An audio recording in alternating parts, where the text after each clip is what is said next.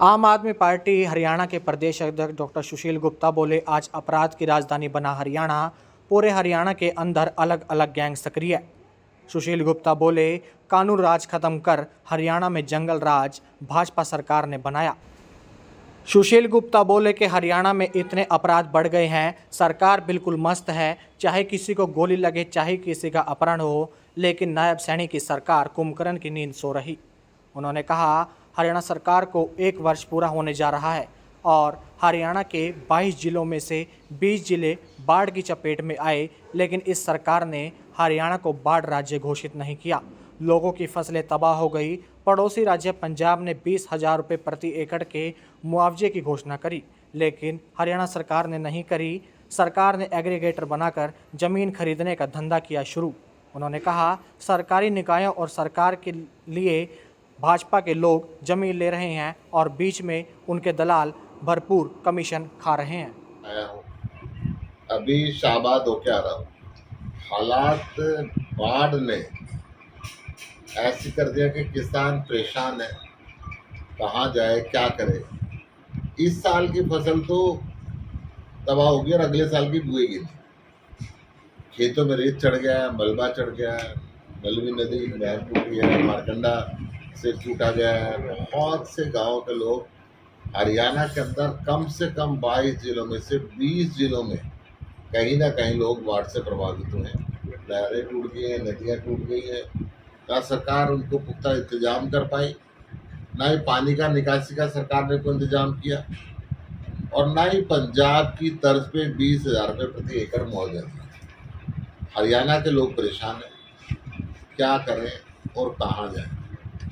ऐसी स्थिति बन चुकी है कि एक तरफ बाढ़ से तबाही है, दूसरी तरफ हरियाणा में क्राइम बढ़ता जा रहा है।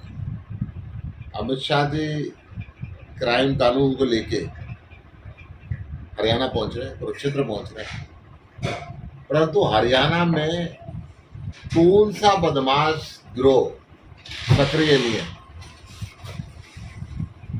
जो टॉप से टॉप के गिरोह है वो आए दिन फिरौती मांगते हैं, गोली चलाते हैं, लोगों के जीवन दुर्भर हो गया। बहुत बार व्यापारी यहाँ से विस्थापित होने के सोचते हैं। अब बाढ़ का पानी जब उतरने लगा है तो किसान के खेत के अंदर कहीं रेता आ गया, कहीं मलबा आ गया। पंजाब सरकार ने तो कह दिया जिसका खेत उसका रेत, परंतु हरियाणा सरकार इसको चुप है। हरियाणा सरकार ना मुआवजा दे रही किसान को, उचित मुआवजा नहीं घोषित किया अभी तक, ना ही उसकी प्रॉपर गिरदावरी करा रही कि कितना कितना नुकसान हुआ है, कहाँ कहाँ हुआ है उसका असेसमेंट के लिए, और ना ही उसको रेत उठाने की परमिशन दे। मैं सैनी सरकार से मांग करता हूँ, तुरंत किसानों को राहत दे, कम से कम 25,000 रुपये एकड़ का मुआवजा यहाँ पे दे। हरियाणा के अंदर अमित शाह जी आ रहे हैं, उनसे मैं कहना चाहता हूँ यहाँ के बदमाशों पे लगाम लगाएं।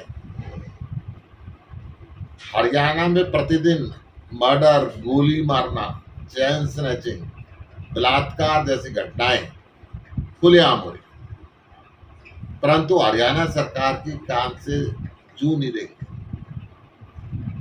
हरियाणा सरकार और हरियाणा के मुख्यमंत्री व्यापार में मस्त हैं, जनता की तरफ ध्यान नहीं है।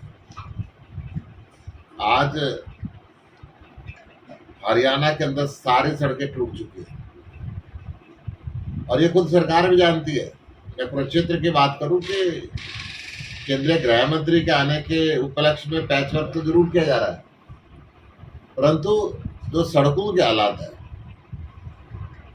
आम आदमी के सारे व्हीकल उस पर टूट जाते हैं, आने जाने के अंदर परेशानियां हो रही हैं। इस पे संज्ञान लेना चाहिए और हरियाणा के विकास पे ध्यान। महाभारत के काल से सबसे प्रसिद्ध शहर कुरुक्षेत्र धार्मिक स्थिति से अगर इसका आंकलन करें तो दुनिया की धार्मिक राजधानी बन सकती है। भगवान श्री कृष्ण ने यहाँ पे गीता का उपदेश दिया है, परंतु आज तक इसका रिंग रोड नहीं बना पाई। आज तक कुरुक्षेत्र के अंदर बाढ़ ना आए, गलियों के अंदर शहर के बीच में 5-5 फुट पानी यहाँ पे पड़ जाता है, लोगों का रहना दुर्भर है।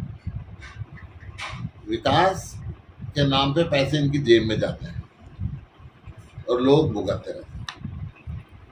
की बात करें, पेवा की बात करें, फतेहाबाद की बात करें, रोहतक की बात करें, झज्जर की बात करें, फरीदाबाद की बात करें, ऐसा कोई जिला नहीं है जहां पे बाढ़ नहीं आई, लोग दुखी नहीं हुए।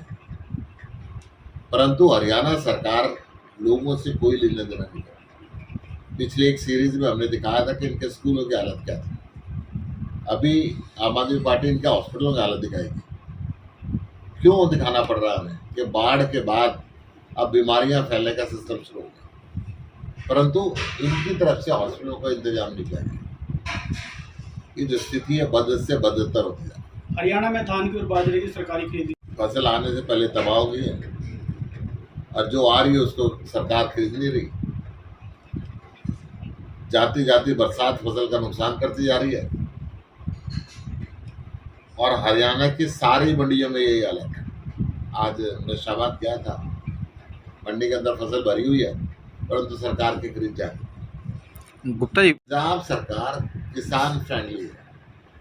अब बाढ़ आई तो आपने देखा होगा कि पूरी की पूरी सरकार, सारे के सारे मंत्री, मुख्यमंत्री बाढ़ राहत कार्य के अंदर लगे रहे। 20,000 प्रति एकड़ फसल का मुआवजा घोषित किया।